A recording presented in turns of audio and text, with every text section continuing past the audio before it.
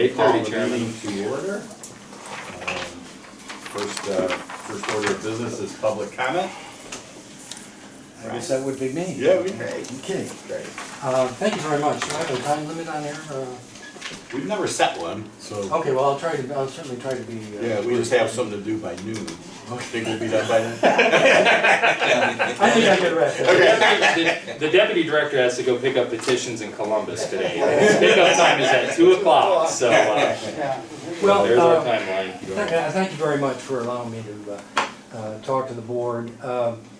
I wanted to add to my original discussion about checking out the allegations of election fraud in Lake County. I think you're all aware that I did speak or appear before the Lake County Commissioners.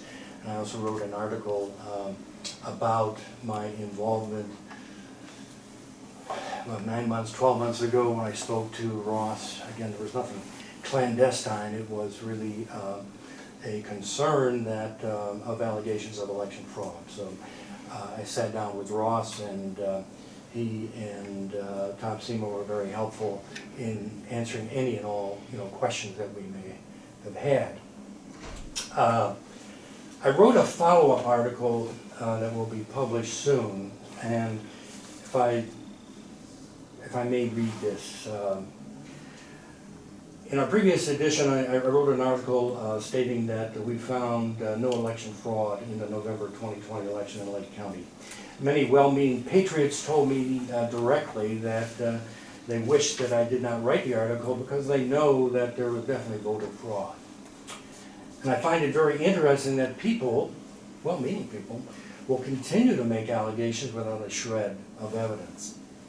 For some reason, people want to believe the comforting lies rather than the unpleasant truths. I admonish myself for falling into the same trap. During my meeting with Dr. Doug Frank in the Parma restaurant, I asked him to provide proof of his allegations of election fraud in Lake County. If you remember, he is the one that had the fixed number of polynomial that said that there was 10,843 votes flipped from Trump to Biden. And I said that was serious allegations. And I needed proof. At that time, sitting right across from him, and he got on his phone immediately and he contacted somebody named Conan. And he said, Conan was the computer guru that they were using. He does not appear in public because he's slightly autistic and has some problems dealing with people. So here's where my mind went when I'm hearing, Dr. Doug Frank, who allegedly is, the expert and the statistician, who's painting a very rosy picture about somebody named Conan. My mind inferred that Conan had 2 PhDs from MIT in computer science. Of course, there's no way that Mike Lindell or Dr. Frank, stellar patriots that they are, would link up with the best in the business. A cyber ninja that could dance around the internet without leaving a trace. The best of the best in stealth warfare. On the contrary, I could not have been more wrong.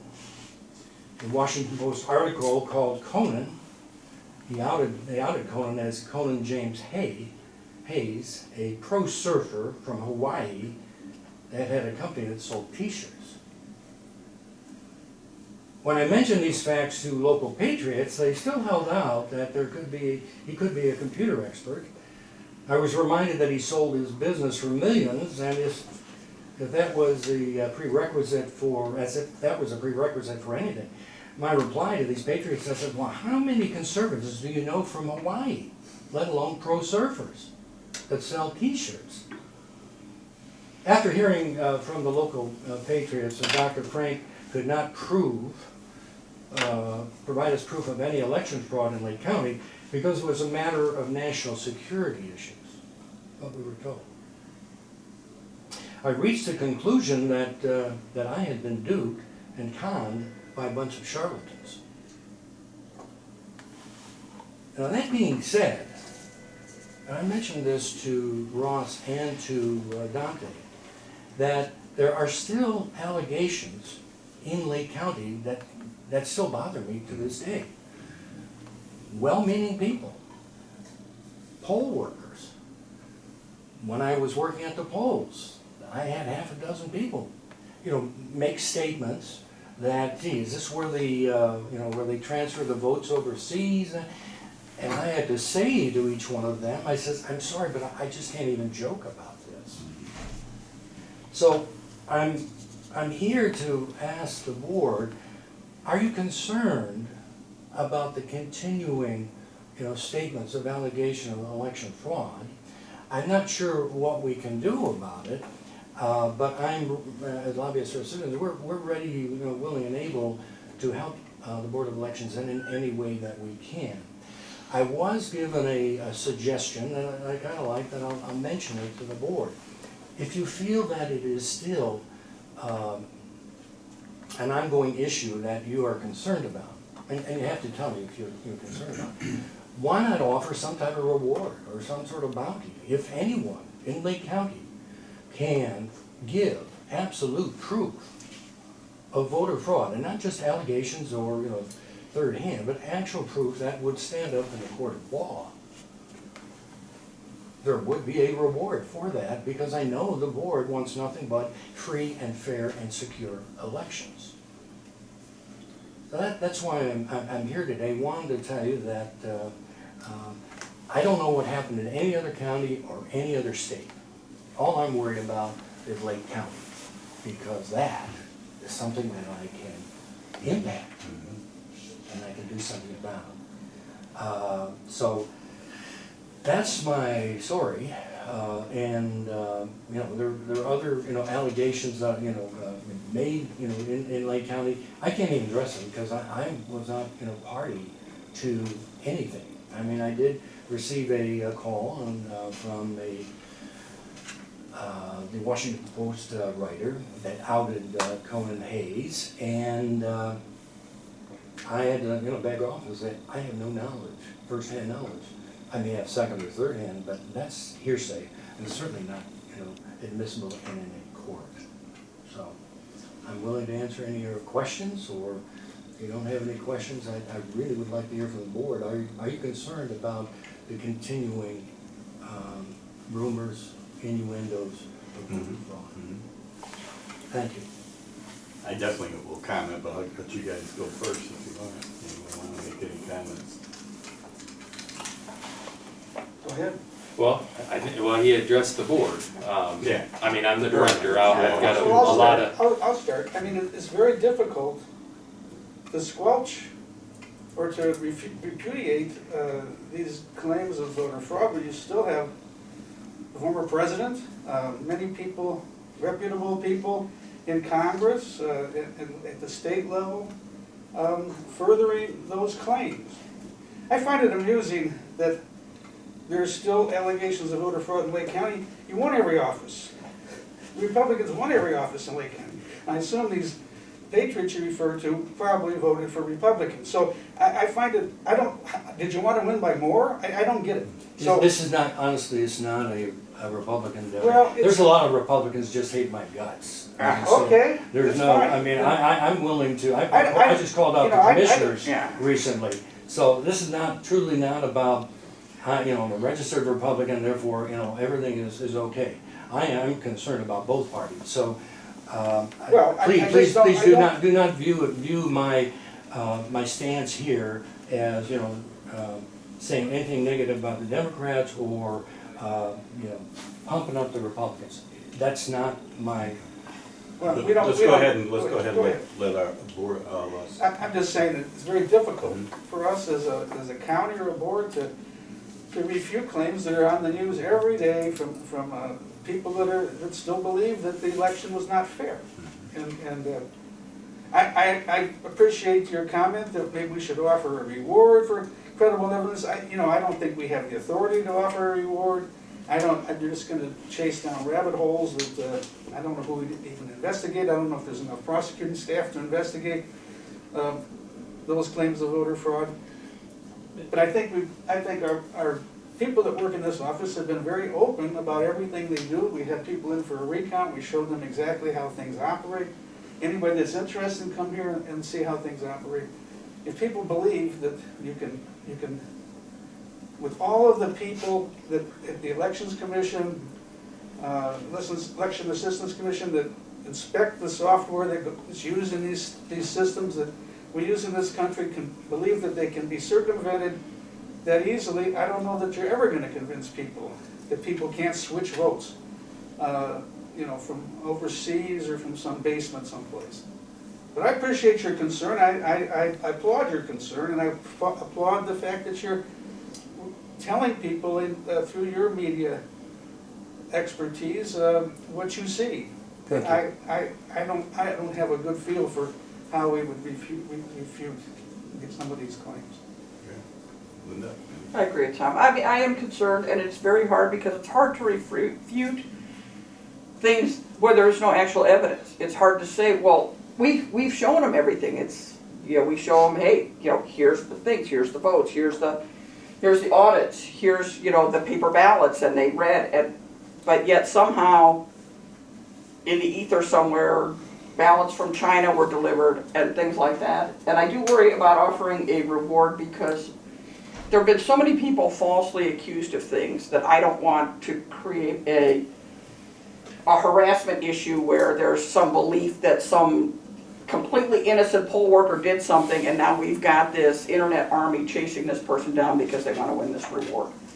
And that's my fear if we offer some kind of substantial reward on that. I mean, you know, offering to say, hey, you know, if you step forward, we'll recognize you if you find it. But we've seen, you know, it's been sad since, you know, the November 2020 election. How many people around the country have been harassed? There was a guy in Texas got run off the road in his air conditioning van because they were absolutely 100% sure that van was full of ballots from the election and it was full of air conditioning parts. And we don't want to end up with a situation like that. I do appreciate that you were able to objectively look at the evidence.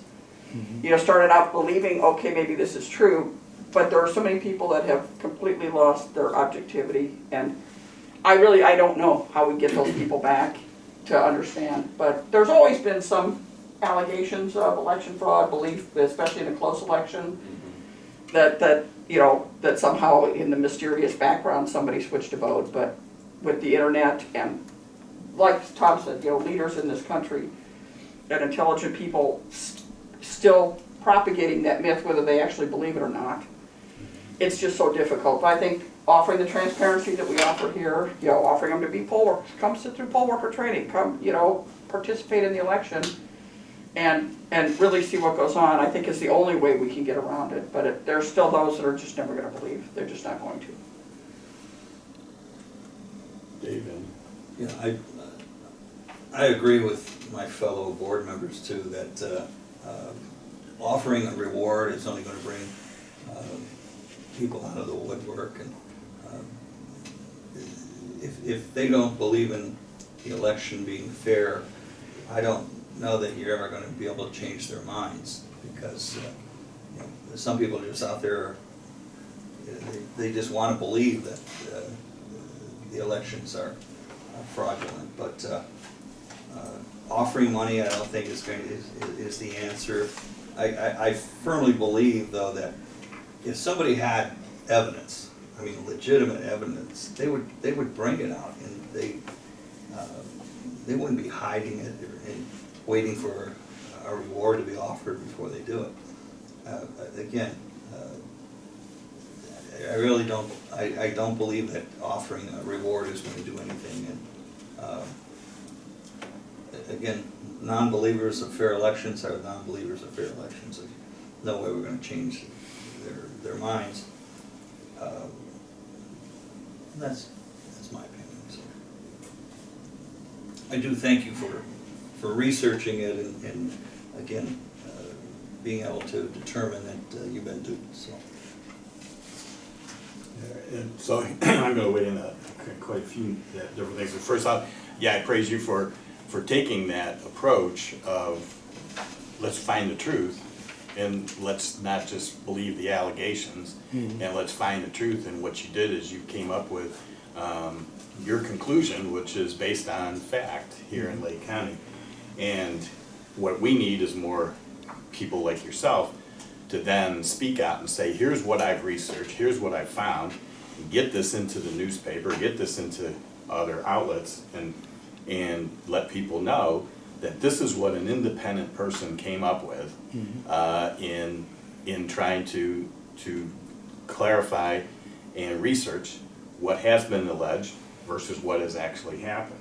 So I praise you enormously about that. I look at it like the Jan Claire approach that she always had for many, many years, is whenever there were people questioning things, and these go back to the 1990s and 2000s. I remember one gentleman who was convinced that the equipment that we bought in 1999 was already pre-programmed, that George W. Bush was going to win in 2000 and 2004. He wasn't even a candidate yet. But he was convinced. Well, when he walked out of here, after Jan had made him stay with her for about a day or two to walk through the process, he became, like yourself, an advocate for us. And so the more outreach we can do, and Ross and I actually have chatted about this, because we were concerned about these things that I believe that we as a board need to be out into the public even more during the course of the next year or two, to do the Rotaries and the Chambers of Commerce and the community outreach and stuff, to show people the equipment. Because I still have people today telling me that they can hack. I was the one. I have a nephew. He's a IT guru and he can hack into anything. I said, well, the only way you're going to hack into this new equipment is with a sledgehammer, because it has nothing to do with the computer. It's just it's just a marking device, and so we don't have to interpret what the votes are. Now we know how you voted, and you know how you voted because it says right there on the paper. And so, to me, more outreach from us to squelch these things. But these go back, like I said, back to the 2000s. In 2016, everybody thought that Trump stole the election. You know, so there was all that. But this one's taken a life of its own. We can only speak for what Lake County does, and I think we can fairly speak for Ohio too, because we're pretty involved with what happens in Ohio as well. But other states and other things, yeah, I can't comment on that. I don't know their systems, I don't know their processes. What you see on TV is only a snippet of what really happens, so we don't know. But the more advocates we can have, the better. The more people like yourself outreaching. I mean, what really disturbed me, and I know it disturbed Ross, because he called me about it, is we had somebody call and say, I'm never going to vote or trust the elections in Lake County again, or something. I forget what it was about. And it's like, you don't ever want to have anybody distrust. The good thing was, from this past election, is we had a record amount of voters in Lake County. What did we get? We had 131,000 participate. 131,000 people, more than ever before. And so, you know, and when we do those post audits, that's another thing that probably on us too, is to give a little bit more flavor. Like, in fact, today on here is going to be another our post audit result. A lot of people don't know that we actually have to, by law, and by directive, we post audit several races to make darn sure that everything is correct.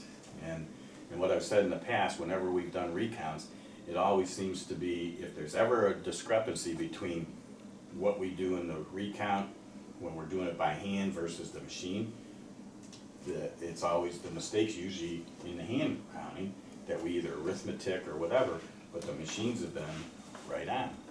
And so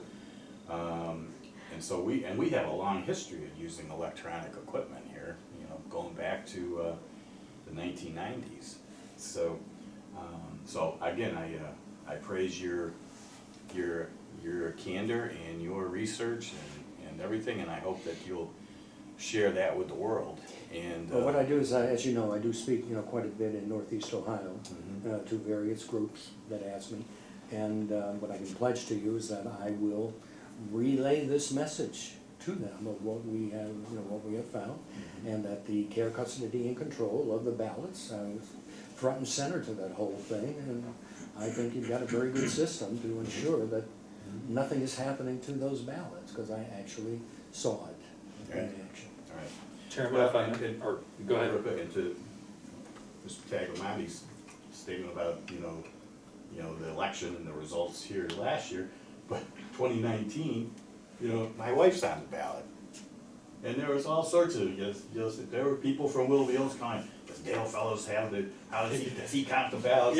And they assure him, I don't have anything to do with the ballots, all we do is certify. And I don't know if you realize, but my wife lost pretty well. So, if there is any other proof that needs to be, it's like, Yeah, if there was gonna be something, untoward to occur, that's maybe when it would occur. So just from that, logical progression, anyway. So, again, thank you, really, very, very much, and we thank you for the approach you've taken to it, so. Very good, thank you so much. Appreciate it. Chairman, if I could, just a couple words. First of all, Brian, I echo everything that our board has said about you.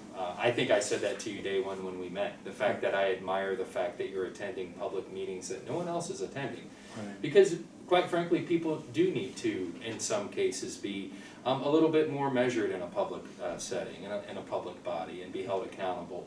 I think when you asked about does voter fraud concern us at the Board of Elections? Absolutely. I think that's similar to asking a police officer if they're concerned about crime. Absolutely we are. That's a pillar of what we do day in and day out. I'll say this though, I totally agree with everyone that has said that it really lies in education. Voter education is how we solve this problem. Because we hear it every day on the phone. We hear it when a voter says that, hey, my friend Sally got 4 ballots mailed to her. 4 ballots mailed to Sally. And then when you find out what Sally actually received was 4 absentee applications to apply to receive a ballot, and she was mailed these applications by the Board of Elections, by the Democratic Party, for example, by a voter rights group, and then by some other group. So I think that's really how we solve this problem, folks, is that it's through voter education, continuing to embrace and engage the public as we have done. We're treating the year 2022 as if it's a brand new, just as if the voting machines are brand new once more. Because we know that when you had 27% turnout here in 2021, there's still going to be something like maybe 70 to 80,000 people who have never used this new equipment that could turn out next year. So I think that's really where I see the path forward on this debate.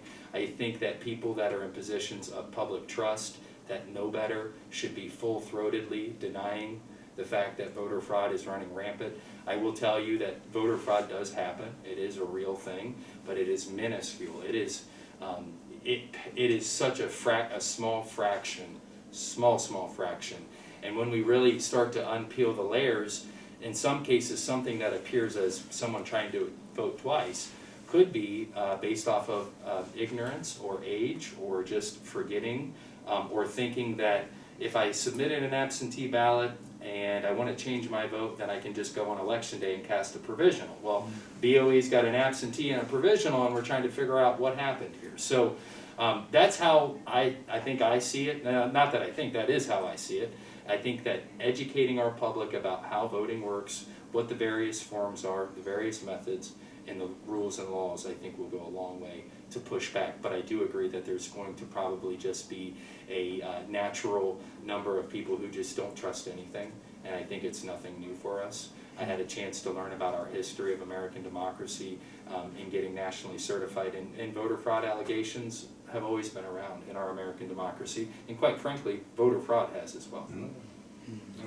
Well, I offer the Lobbyists for Citizens as a platform to continue that education. Yeah. In whatever form. And perhaps we can coordinate next year on a Q&A session with the director and deputy director, and you do an article of some kind. I mean, we can work out something that the board all agrees to, but nothing but appreciation for you speaking truth on the subject, and we just encourage you to continue to do that on your platform. Thank you, that's very kind. Thank you. Thank you, sir.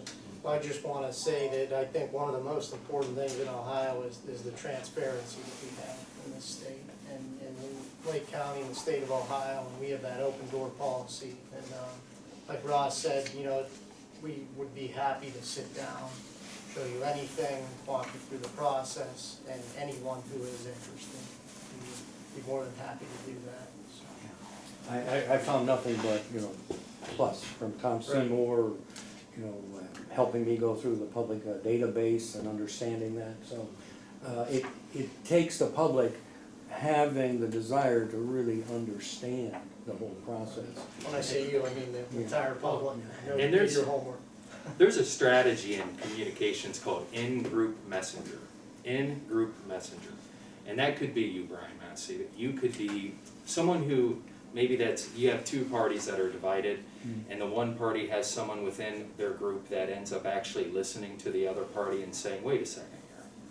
And then those are the most effective forms of communication, are through what they call in-group messenger, who the rest of maybe people that see things in some ways or are mistrustful of the election result. Now that you've gone through this metamorphosis, maybe you can be that in-group messenger to help them see, at least in Ohio, Lake County, Ohio, things Very are good.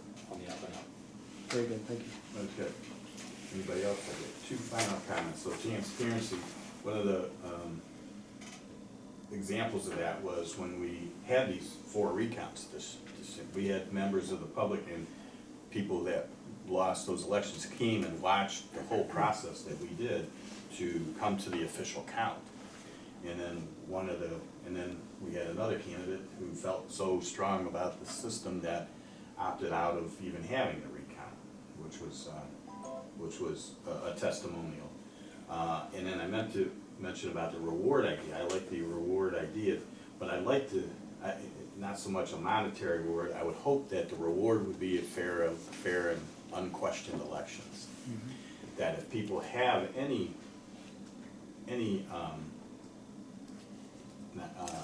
evidence or any things like that, that they would come to us and question, or they have any questions, like Ross said, you know, call us, and so we can walk them through the election, so that the reward for them is the knowledge that it's a fair and honest election, and that the process is good. So that's my thoughts on that. But again, thank you. Thank you. All right, any other members of the public? I'm seeing. Don't see them. Okay. We'll go on to approval of the minutes of November 18th and December 3rd.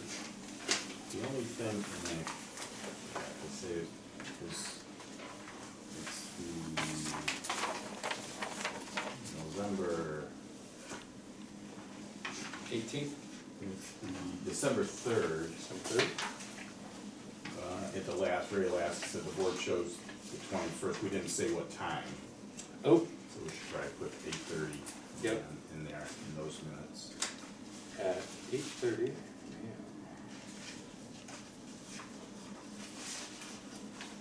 Everybody good with that addition? All right. Seeing that, I'll entertain a motion. I'll move for acceptance. I'll second.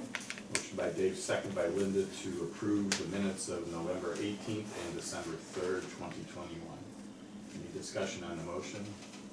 Seeing none, all in favor signify by saying aye. Aye. Aye. Opposed? Okay. Bills. Yes, Chairman. On the bills, you will see some various end-of-year supply purchasing that we're doing. We did a pretty good job of working through our 2021 budget, and we had some money left over.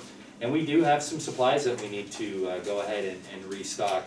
So where you see the Amazon order for the warehouse, that was things like cord covers to protect or to cover up the cords for the voting machines, so as to prevent trip hazards from occurring at the polls, as well as temporary ADA parking kits, which are a federal law for our polling locations. We did go ahead and purchase some additional ADA kits. You will see under the chargebacks for IT services that we are able to go ahead and get Deputy Director Lewis a laptop for use. As you know, I've had a laptop. It is very convenient, and it has really saved our you-know-what during COVID to be able to work from home and during non-natural hours, and especially just with how busy we've been. I know that he'll be using that quite a bit over the weekend and evenings, I would imagine, Yes. Mr. Lewis. So outside of that, I think there's some pretty straightforward charges on the bills this time, but happy to entertain any questions. Any questions on the bills? Seeing none. I'm going to approve the bills. I'll second. Motion by Tom, second by Dave to approve the bills as submitted. Any discussion on that motion? Seeing none, all in favor signify by saying aye. Aye. Opposed? Okay. Mr. Chairman, I have a question. When we approve the minutes, did we approve both sets or just the one set? Both. Okay. Passing the bills out for signature. You know, we got an email from the Secretary of State about purchasing supplies for May already. Yeah, we did. So actually, Amy Kistner is doing an inventory on all of our absentee ballot envelopes, associated supplies, because actually Chairman Fellows and I were just talking about some of the paper supply shortages that are expected for next year. So we will have a final, we'll know what our stock looks like today, and then begin making our orders with Express Printing or some of our other typical vendors that we've received envelopes from. So we can't be too early on that, that's for sure. Especially, you know, I really think this primary could be a huge turnout. If they get this marijuana question on the ballot, it's gonna be a huge turnout, meaning more supplies consumed, et cetera. Thank you, Mr. Chairman. So that's what I would say about that. All right, old business. Well, business. Yes, Chairman, the staff has concluded the post-election audit. We found absolutely no change in the audit that we, all in all, we hand counted 2,556 paper, or ballots, I should say. And the way that works for the benefit of Mr. Massey, just so you know, we've got bipartisan teams that are physically handling the ballots. There's 4 people in each team. On one side, there's 2 officials, 1 Democrat, 1 Republican, that is reviewing that ballot and saying, for example, Massey. And then on the other side, there's a tally sheet where they have your name and they tally that.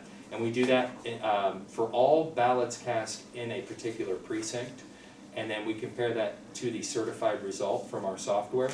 And we're literally counting up tally marks to say, okay, Massey had 556. What did the report say? 556. And we do that all the way through for all the precincts that we drew. So absolutely no changes with respect to our audit. So we would be seeking certification of the results of the post-election audit and then signature by the board. Questions on the certification of the post-election audit? All right, seeing none. I'll move for approval of the certification of the audit. Second. Motion by Dave, second by Tom to certify the post-election audit of November 2nd, 2021 general election. Excuse me. All in favor signify by saying aye. Aye. Opposed? Okay. Thank you all. I'm going to pass out the audit workbook for review and signature. Certainly this is a publicly available document that anybody can take a look at. So I'll pass this around for our signature. And just, it goes director, deputy, and then board under. All right, next order is Most business. important thing, the attendance at the Yeah. holiday party. Yeah, have a little discussion about that. So, with regard to our office holiday party, we have picked a location that will have us. That's Pickles and Pints in Willoughby. That is at 5 p.m. Right now, with the order that we have put together, it's before gratuity. We're at $168 a board member. $168 a board member is what the total is at this moment, prior to gratuity. And I think another reasonable discussion to have here, quite frankly, is whether or not we want to proceed with the office holiday party. I'm hearing things like Omicron will peak in about 2 weeks. I'm hearing, you know, potential issues with those that are not vaccinated, possibly having a very tough time this winter. And so I present that back to the board for their decision on whether or not to proceed. Certainly, I think people would attend if we proceed, but I'm saying that we may avoid any potential discomfort by all involved if we were to kick that out to like a post-primary party, like a spring bash or something like that. So I know I'm everybody wants to have the holiday party. Everybody wants to have it. But is it the right thing to do right now? I think it's unfortunate that it's debatable, but that's where we stand right now. So I'll put it out to the board for discussion. My only thought is that if it's a holiday party for the workers, I mean, for everybody, it's whatever they want. If you took a poll and decided that, no, January's not the best time to do it, maybe we could do it later in the, I'd be all for that. Okay. It's not in stone that we have to have a holiday party in the holiday time. Again, you could have Christmas in July, or, you know, do whatever you want, so. That's all. So kinda, It's not really, the board, okay, we'll agree to it, but we're not gonna set the terms of it and that. Even, you know, again, you can pick the locations and do all that. Well, we're just the money. We're just paying. you're just writing checks. We like that. Personally. so- Well, with that said, we'll Personal. change locations to the red in downtown. If you're- But I agree with Dave, I said, yeah, I'm fine either with however, and I'll attend no matter whether it's now or whenever, so. Okay. I would defer to staff and who, I know you extend it to the seasonals too and Mhm. stuff, right? So I would poll everybody and get their comfort level and, which, Okay.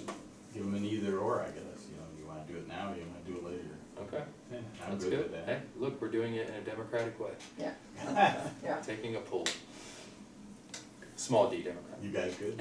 yeah, Yeah, that's fine. that's fine, yeah. Any- I wouldn't feel comfortable attending right now, so. Yeah. But if they wanna have it, they wanna have it. Yeah. I hate that. and take a vote. We're not gonna make a ballot of this, okay? Paper ballot. Yeah.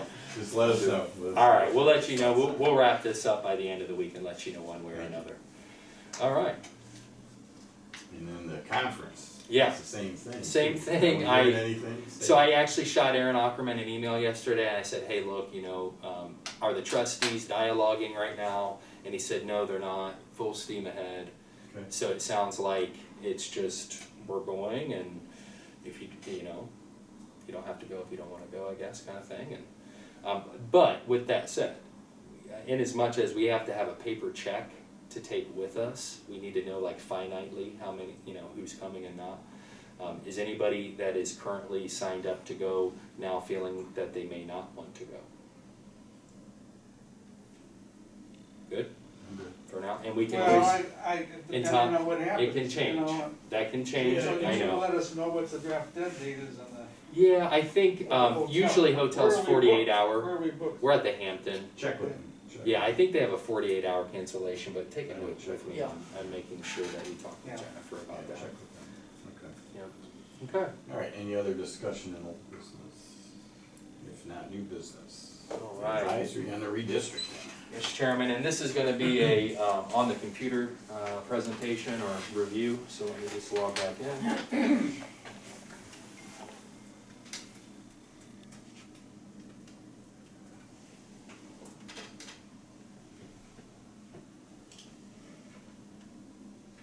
My two-factor authentication there, Mr. Massey. How you like that, sir? All right, so we have the advisory. I think we can really just, we'll pull it up really quick here. So we received this advisory at the beginning of December. Legal counsel has reviewed it with us. We read it independently and we roundtabled on what we, know to, or what we believe this advisory does. But the big takeaway here is that for United States Representative, any candidate seeking to file for that office, it's actually has adjusted the filing deadline, or the filing period itself. For all of our traditional offices, the filing deadline is February 2nd, 4 p.m. However, for United States Representative, that deadline is actually, or the period, I want to call it the period. The period is February 19th through March 4th.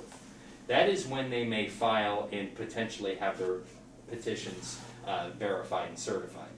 If anyone files before February 19th, the board must invalidate that those part petitions, if it is for United States Representative. It's really weird. And we have to refund the filing fee. So what we've done, we put together a notice that's hanging out in the lobby that says, notice of change to filing period, United States Representative to Congress, and basically just, put in that notice what's contained in this advisory.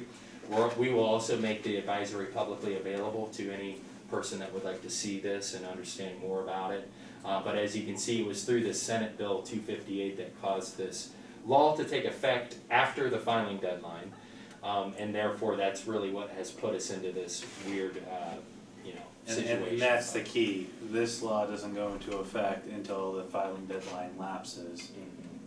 If What they about would've just the- moved it up, say February 1st for effective date, then you wouldn't have had to worry And it about it. doesn't affect US Senate, doesn't affect, statewide, doesn't affect, state legislative lines. Which, it doesn't make a lot of logical sense because US rep to Congress has such a large district of signatures and people to pull from, whereas a state rep or a state senator has a smaller territory in most cases. So it just, but it is what it is, The other thing that we're hearing, well, not that we're hearing, we know for a fact that the maps have been challenged. So really, we have started some preliminary work with regard to understanding what districts Lake County may eventually be in, what that independent signature requirement looks like for the two House districts and the Senate district. But we don't know the independent signature requirement for Congress yet because Cuyahoga County has not fully interpreted which communities the 14th goes into. We'll show you, I'm gonna pull up a spreadsheet here and show you kind of what's going on with the various districts and who's in Lake County with us at this point. Now, does it matter when they circulate the petition? Can they circulate it now for They- Congress? Like if they're I mean, confident I think the thing there is that Just file it. is Yeah. they could circulate, but they're kind of running a risk of putting down a district number that may not ultimately be the correct district number. So, but yeah, I don't believe there's anything that would prevent them from working on that right now. So this is the new 14th congressional. Let me pop this out a little bit. Oop, not that far, wow. Okay. Can everybody see this? Yeah. Okay. I don't know what it did there. Let me back up. You're on the page view instead. How do I get it back, Linda, to my? That one. There we go. Okay. So we can see the 14th congressional, that column that says votes cast for governor 2018. To run an independent candidacy, you would collect 1% of the overall votes cast for governor at the most recent gubernatorial. So you can see that we have the Ashtabula number, we have Geauga, Lake, and Portage, but no Cuyahoga just yet. So we'll know what that independent candidacy signature requirement will look like, hopefully shortly after the Supreme Court weighs in on what's going to happen with the map. So, And are we pretty sure we're still gonna be the largest? we are, yeah, absolutely. Even if Cuyahoga's not? Nope, Cuyahoga's going to be close, but we still have the majority votes. I think they have, I don't even know, it's like 21% of the district is Cuyahoga now, or something like that, 21 or 29%. So that's the new proposed 14th congressional. Of note, you'll see that Trumbull and Summit are no longer in the district, so that's really the big change here, and we picked up more Cuyahoga as a replacement to nixing out of Summit and Trumbull. And when we were in Summit and Trumbull, those were just portions anyway. Yeah. So now we're pretty deep into Cuyahoga. As we go over to our Ohio State Senate, the 18th district, this is new in terms of the fact that Lake County is most populous for this one. So any person seeking Ohio State Senate 18 will file in Lake County, provided that these maps remain the same. So we only have a portion of Geauga at this point. It looks like it's maybe, I don't know, folks, maybe 15% or something, or a little, maybe 20-ish% of the overall district. We're wholly in Ashtabula, wholly in Lake for Senate 18. Any questions? Okay, hearing none. Ohio House District 56, all Lake County. It's about half the county you'll see here, and I'll roll down and show you the communities. And that number you see next to the communities is how many votes were cast for governor in 2018. And so in our district, in the 56th, 52,314 voters participated in 2018 for the 56th district. And so to run an independent candidacy, they would need to file 524 signatures. Now we go over to the 57th district, and we can see who's all involved here. Now, it does go into Ashtabula County, and we've listed here the subdivisions that are included in Ashtabula: Austinburg Township, Geneva, Geneva on the Lake, Geneva Township, Harpersfield Township, Morgan Township, and Rock Creek. And then we can see obviously the Lake County communities that are involved in the 57. And accordingly, there's our summary numbers from Ashtabula: 6,006 voted in 2018 versus Lake's 42,826. And you can see the math on rounding up, and we're at 490 on an independent signature requirement. And so we're pretty much done with what we need to do. As you saw there, we're waiting on Cuyahoga. Now this all goes out the window if they say redraw the maps. So partially this is an exercise until it's not an exercise, until it becomes official. We have to proceed with the law as it's written. Yeah. However, we know that there's pending challenges in the courts, so we have to keep our eye on the courts as well to see if it needs to be revised. And I think oral arguments were final yesterday, maybe, on Yes. the case. So, and I know that they're working on an expedited timeline and so forth, so. Elections always goes expedited, so. Is there a drop dead date? I mean, is it? Well, I think there's sort of a drop dead date for February us. 2nd, we hope. And that's where I'm worried about a potential scenario where we kick the primary out Courts don't have, further. courts can expedite it and give drop dead dates for when the parties have to do things, Okay, but they're never going to superimpose deadlines on themselves. They know they have to get it done before the filing deadlines. However, when they get it done, they could take up to the 11th hour. We have no control over a court. And we have a lot of just internal administrative tasks, as you know, Ms. Lee, as everybody knows, that we still need to do once they become official. We have to work with GIS to get new local maps made. We gotta update various things in our voter registration, so it's a whole, Management, yeah. it's literally a top to bottom evaluation of, okay, anywhere that had these old districts, we gotta update, we gotta prove. Well, So we gotta it's, notify all the voters because their house numbers are changing for sure, so, right? oh yeah, we'll have to do a huge mailing, that's true, Absolutely. that is true. This is my first time in elections where we've gone through redistricting. I got in right in 2011, right after they started that new term, so, We need all that time. yeah. And But- especially you run into the issues when you split communities, and sometimes even precincts they split. The night, yeah, it looks, as I'm looking, it doesn't look like the 56 and 57 do any of that kind of wicked Right, stuff, that's so what I'll be, and then with us in the 14th congressional, we're holistic in the whole Right. county, so. That's good.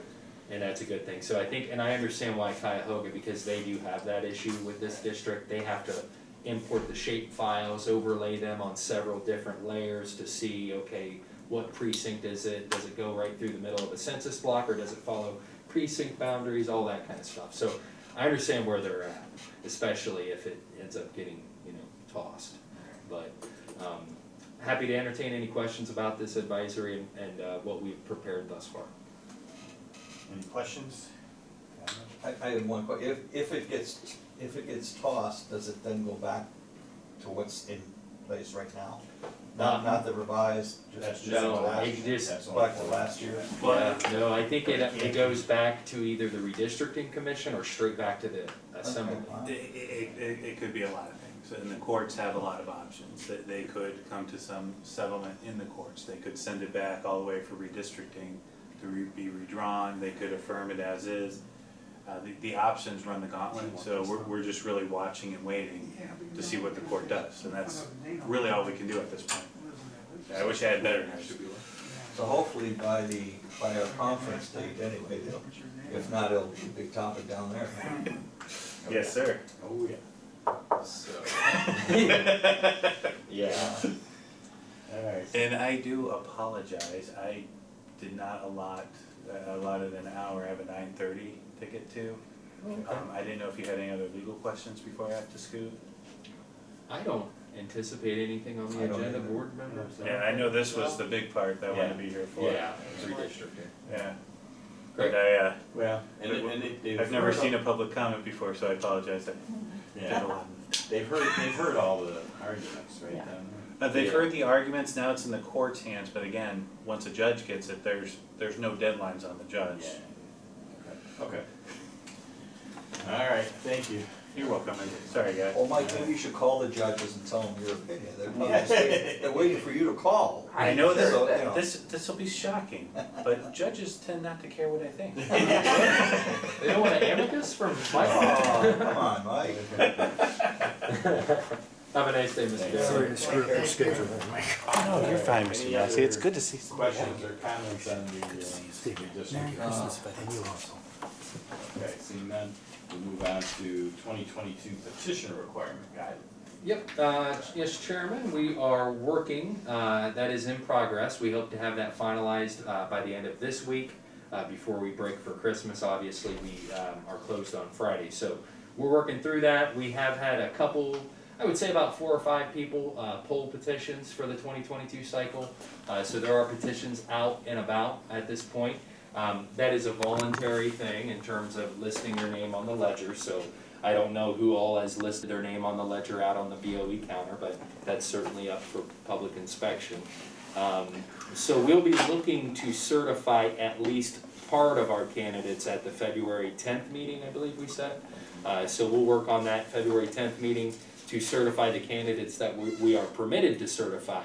But keep in mind, that once we meet in March, we'll have to be we'll at that point be certifying the congressional candidates at that point. So, and then we may end up finding out that there's gonna be an extended primary election or 2 of them. I think that's the worst possible option, is to conduct 2 primary elections. It would be just terribly confusing, and what do you do if you voted Democrat in one and then Republican in the other one a month later? So a lot of questions on that, but the requirement guide is in progress. We're aware of the various vacancies that are on the ballot this time, and we'll get that out to the board once we feel comfortable and that it's final. Any questions on that? Any of the members? Okay. Cease, the initiative petitions you're driving down today, Dante, right? Yes, sir, I'll be going down, I think, with Robin, Okay, that's very the good. plan, Very good. so, 5 boxes, 5 boxes, 3,000. about 3,500, 3,500. and about 414 parts, 414 parts, so. Okay.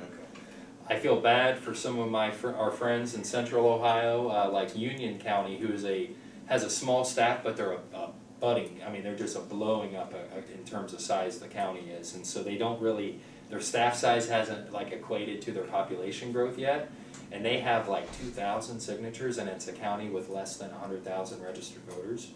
So to scale, they have it worse than us. We're thankful that the timing's terrible.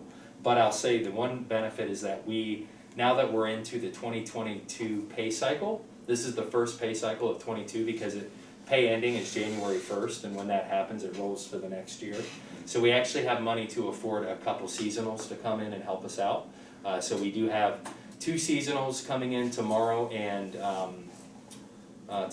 Thursday, and then we have 3 seasonals coming in Monday through Thursday next week just to get us over the hump.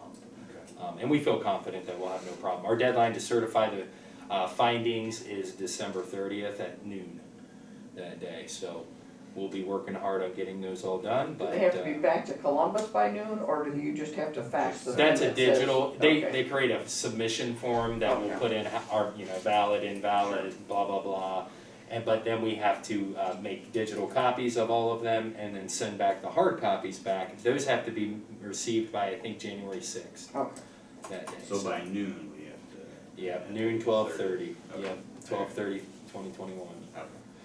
But now I had mentioned that I think if this does end up on the ballot for the primary, I think we're gonna see a very high primary election turnout, period. I mean, this will drive. I thought this initiative was scheduled, they were trying to get on the November ballot. This is gonna go on the primary Well, that's ballot? what I'm going back and forth on, because why would they file now if the Well, we get an general, additional signature. My understanding was it was gonna be on November ballot. Well, but maybe I'm. we haven't heard one way or another. I think this we- deadline that, I just thought, I saw the deadline Well, you being don't know. When you associated look with at the primary. petition, Yeah, I think it it'll has be to on, indicate what election they're targeting, doesn't it, or not? I don't know that it does. You know, those statewide initiatives, I don't really, I it's all think drafted by them. perhaps what the strategy could be is that I do believe that the legislator has the opportunity to adopt it on their behalf. That happened back when they did the redistricting issue. Yeah, So the state legislator can look at this and say, hey, we'll just go ahead and adopt because it's called an initiated statute. And so Yeah. the signature requirement is lower than a constitutional amendment, thankfully. And, I think people get a little nervous about amending the Constitution versus just a statute, but, so we'll keep you informed on what we know. yeah, since you say that, I think there's a period when the legislature can do that, and then they have to, but if they don't, then they have to come back with Additional. additional signatures to go on in. I think other you're elections. onto something, Mr. Remember Tagliamento. that? Yeah, I do. I think that's exactly So what this we'll is an see. initial posting, but then you have to bring about 10 times as many signatures back in to You go are on. probably, Well, I think I that's think tracking. that's right, okay, that must be. And so that's- maybe they're just trying to get in to say, hey, legislator, go ahead if you want so to. there's a And you gotta, I would tack, because I thought it was all about November, so I was surprised when you Yeah. said May. because Yeah, I and I didn't think see that's that. what it is, remember, But I can't I remember gotta whether tell issue you, was that Yeah, way. there's, it's the there's, first time I remember checking signatures in December though. Yeah, right. So what is up with that part of it? well, because I think. They want the legislature When to they're gonna- act before they have to Okay. come back. When they're gonna go on to full ballot, you're gonna get a heck of a lot more than 2,000. Yeah, that's Yeah. right. So Well, this we is got like this- 35, Well, but 35, you're gonna get a lot more than that, so this is the initial part of it, yeah. this is the So strategy. I'm pretty sure, yeah, I think you're absolutely right. Yeah, I don't have all the details now, but I think it's But I that think scenario you're where you, exactly right. they have And a they'd probably period be, of time from the to act. strategy, they'd probably be better off being on in November. Absolutely. Yeah. Totally. Yeah. Good, good, good. So, all right, Well, you're gonna have a big primary because of the Senate race anyway. Well, this is true. I mean, Yes. it's, But it might be a separate primary, so. yeah, I know. all right. 2022 will be a hoot. Yeah. Well, I think the state will try to avoid that, because if it's the only thing on the ballot, they have to pay. Yeah, no, I don't think they're gonna, I've heard nothing that they wanna do to, That was floated this yeah. year by Huffman. He floated it yeah. as a real, And I honest, got nixed real quick. good. Yeah, probably by the people who figured out that the state would have to pay, because like those special congressional elections, the state has to pay on those. But since they All right. managed to schedule them on the November election. Just do it on the, yeah. Has the legislation to eliminate August primaries passed both houses? Is that, I believe it's through both houses, yes. And I don't think the governor has signed it yet Okay. because of timing, but yeah, It's passed. we're done. Yeah, we're Yeah, done with we're August just waiting for specials. Yeah, but well, there's a qualifier. in There is, if they pass it by an emergency. Yeah, it's, If they're under It's a- state law, it's a- fiscal emergency or Yeah, something. Oh, And if they there are pass some- Right, declaring an emergency. yeah, there are, Which, guess which school district does almost every single levy that way? OB. The one I pay taxes to. Yeah. Yeah. OB. So, and I heard some pretty nasty things about when those are passed as an emergency, that's guaranteed revenue. That's guaranteed revenue, and so they're gonna get it somehow from other taxpayers. So, that was a really, really not a great thing to learn. I wish I was not enlightened to that fact, but I am. Anyway, I digress. So you're saying you would have bought in a different school district? No, I love our house, I love our district. Yeah. I'm a little softy, I love public education. I'm a public Nice to be educated, around I'm just for a now. good old public educated hillbilly, so, I am too, so, Yeah. so, cheers, Me too. here, here. city folk. Me too. So, anything else on the statewide petitions? No, Chairman, not at this time, we'll keep you up to date, and we may ask you to come in and help us out. Okay. Yeah, give me a call. Alright. Alright, I can remember how you said. Oh, I know you. Said still the Yeah. triad? Oh, yeah, Right. same thing. alright, anything else? If not, we'll stay adjourned until January 18th. Good, everybody good? Yep. Alright, thank